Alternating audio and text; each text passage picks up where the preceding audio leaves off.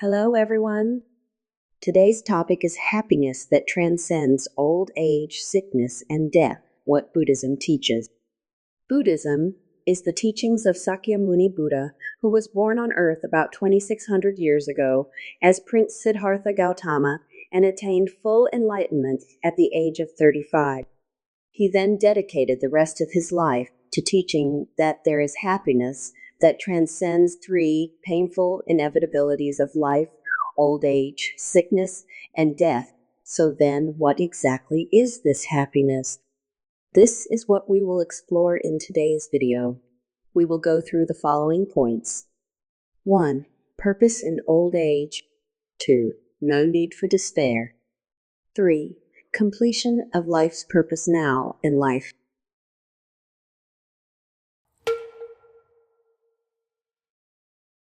Generally, we think that if we want happiness, then we have to get things like money, prestige, status, health, love, family, friends, talents, beauty, and so on and so forth. Because of this, we run around each day trying to obtain as many of these as we can. However, even though they can bring us happiness for a time, they cannot bring us happiness that transcends old age, sickness, and death. In fact, the happiness we get from them will crumble in the face of old age, sickness, and death. Buddhism teaches that aging is one form of suffering, and life is a journey towards old age. The things that we had once sought happiness from when we were younger cease to bring joy as we lose more and more of our abilities. Work, for instance, can be a major source of pride while one is young and healthy, but many people report that once they are past their 60s, working becomes increasingly hard to do due to the effects of aging. One's mobility becomes restricted, and even the simple act of walking can become fraught with difficulty, with falls becoming more and more of a regular occurrence. It only becomes more and more difficult, in fact, the more one advances into old age. While it is a great thing that medical science has now increased our average lifespan to around 80 years, even if we do manage to live that long, many people we know will have already died by that point. And the longer we live, the longer we will have to grapple with the difficulties that old age brings. Even traveling by public transport can be difficult, with a high risk of suffering a fall in crowded stations and access to subways being complicated by stairs, which can be difficult to navigate when your mobility isn't what it used to be. We might try our best to combat the effects of aging before they can happen, but there is no stopping the process of aging entirely. And it's not like a disease or a disaster where we can recover from it and go back to normal. With aging, there is only forwards, and no amount of money, fame, or status can reverse the effects of aging. In our 60s, we might well still be able to get around, but then as we enter our 70s, we might find ourselves stumbling frequently, and by the time we're in our 80s, we might be unable to walk without a cane. Before we know it, we might well have ended up confined to a wheelchair. Trying to do battle with aging is like swimming endlessly towards the horizon, because no matter how hard you swim, you'll never reach a finishing point. It's a battle without end, and ultimately without reward. Old age also brings with it increased susceptibility to sickness, another of the forms of suffering taught of in Buddhism. The immune system deteriorates, the body weakens, and risk of illnesses such as cancer, heart attacks, and strokes goes up. But the illness most closely associated with old age is probably dementia, in which one suffers intellectual impairment, including confusion, memory loss, and emotional instability. This is a growing problem in a super-aging society like Japan, which is seeing more and more cases where elderly people with dementia are being cared for by elderly people with only slightly less severe dementia. The memory loss and confusion can make it difficult for the carer to remember how to properly care for their partner and keep up with house maintenance, to tragically chaotic results. One might then think that elderly people with these problems might be best off living in care homes, where they will be looked after, but rising care home costs are making that more and more difficult. If a family wants to put a loved one in a care home, They either have to worry about how to scrape together the necessary monthly fees for a stay in a good quality home, or put the person into a cheaper home where they may be more at risk of mistreatment or neglect. Well, then, why don't the family members just take care of elderly relatives themselves?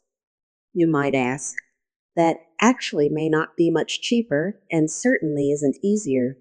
Families with young children may struggle to balance raising said children with caring for the elderly relative, resulting in stress for the carers, and caring for their relative may eat up money that was originally intended for the children's education, too.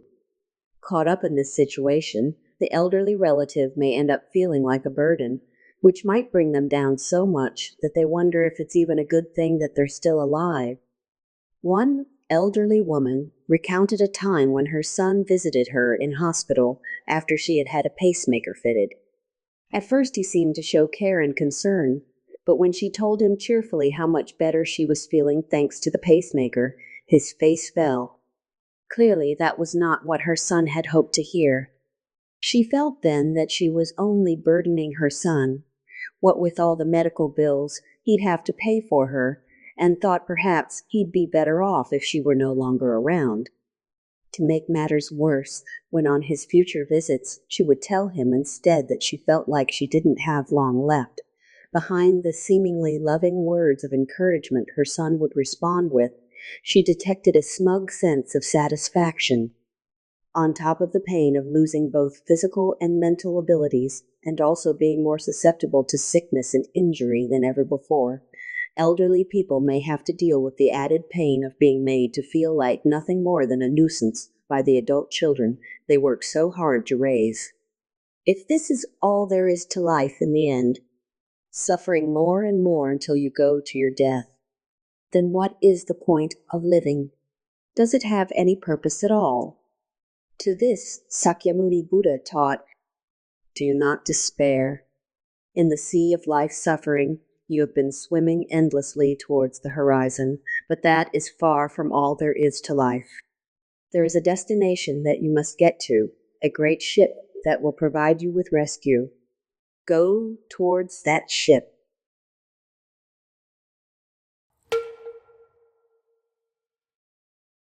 800 years ago, the Pure Land Shin Buddhist master Shinran clarified that Buddha taught of happiness that transcends old age, sickness, and death, and called Buddhism a great ship that carries us across the sea that is difficult to cross.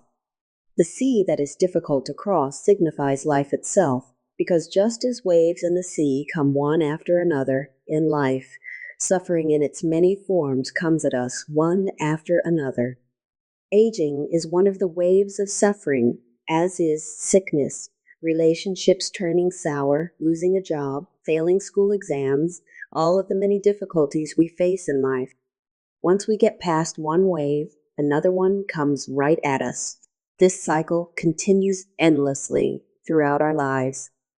But, Master Shinran said, there is a great ship that will lift you aboard and bring you on a joyous voyage across that sea. That great ship is Buddhism. Furthermore, at the end of that voyage, we land in a place of great peace. Of old age, sickness, and death, this relates to the final one, death. Buddhism teaches that death too is a form of suffering, the most severe of all, in fact. Some say that, in comparison to old age and sickness, death seems not to be a form of suffering, but a release, an end to a person's pain. At funerals, people hope for deceased loved ones to rest in peace, and many assume the deceased will have passed on to heaven. But if we find ourselves in a situation where death is an imminent possibility for us, we are far less likely to calmly, happily submit to death than we are to be filled with fear and fight for our lives. Would we react in this way if we were really so sure that death would bring us peace? When the Noto earthquake struck Japan on January 1st, 2024, many people suddenly lost loved ones amidst New Year's celebrations. One man lost his wife and daughter after a 7-story building collapsed onto the 3-story building his family had gathered in. Although he managed to rescue his two disabled children just before the building he was in was fully crushed, he was unable to free his wife and daughter from the rubble before they lost consciousness and died. The daughter was 19 and was soon due to turn 20, the age of adulthood in Japan. Trapped in the rubble, she cried out desperately to her father, "It hurts! Help me! Help me!" But even though her father called for help and tried his best to rescue her, it was to no avail. Tragedies like these may strike out of the blue when we least expect it. And it is not only natural disasters that may bring our lives to a sudden end. We never know when we or a loved one might be struck by a serious illness like cancer, lose the battle against the disease. If our loved one's illness is terminal, then no matter what we may do or how much we may wish for them to live, we will be helpless in the face of their impending death. If it's us who is terminally ill, then no doctor will be able to save us, however desperately we may try to cling to life. Whatever may happen to us in the end, though, death is something that is sure to come for everyone, and we never know when. If a disaster strikes or we suffer a sudden heart attack or brain aneurysm, then death could even come for us as soon as tonight. In this way, these three sufferings of old age, sickness, and death are constantly advancing upon us. When faced with any of them, the happiness we once felt soon disappears. If suffering is inevitable and life is sure to end, then what exactly is it that we live for? Is there a purpose to life?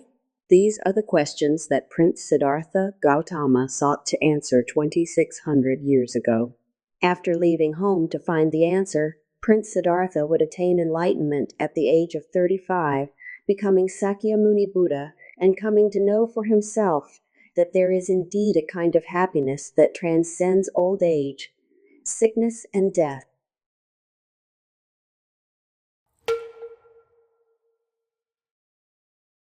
Happiness that transcends old age, sickness, and death is called absolute peace and joy, or absolute happiness. Buddha taught that this is a kind of happiness that never changes, even when we are faced with old age, sickness, or death, and that we attain this happiness the moment we are taken aboard the great ship that carries us across the sea that is difficult to cross. This happens in an ichinen in the present life, an ichinen being the shortest possible unit of time, shorter than a nanosecond. It is not after death that we are taken aboard, but now in life. Since the great ship is headed towards Amida Buddha's Pure Land, anyone who has been taken aboard the ship in the present lifetime is sure to go to the Pure Land upon death. This certainty brings with it absolute peace of mind and unending joy. While the happiness that we know in this world, or relative happiness, can bring us ease for a time, it is easily interrupted or destroyed by old age, sickness, and death. By contrast, absolute happiness remains with us no matter what should happen. It is utterly indestructible and everlasting. To be taken aboard the great ship and attain this transcendent happiness is the very purpose of our lives, and it can be accomplished in the now while we are still alive. If you listen intently to the Buddhist teachings, you will progress towards the point where you will be lifted aboard the great ship and finally know total peace within. No one is excluded. Anyone at all can attain this extraordinary happiness. Listen well, and you too may at last break free from suffering and live on in radiant joy. This channel explores the Buddhist teachings via a variety of everyday topics. So if you're interested in learning more about the Buddhist teachings, why don't you hit that subscribe button so you'll know whenever we release a new video. Thank you for watching.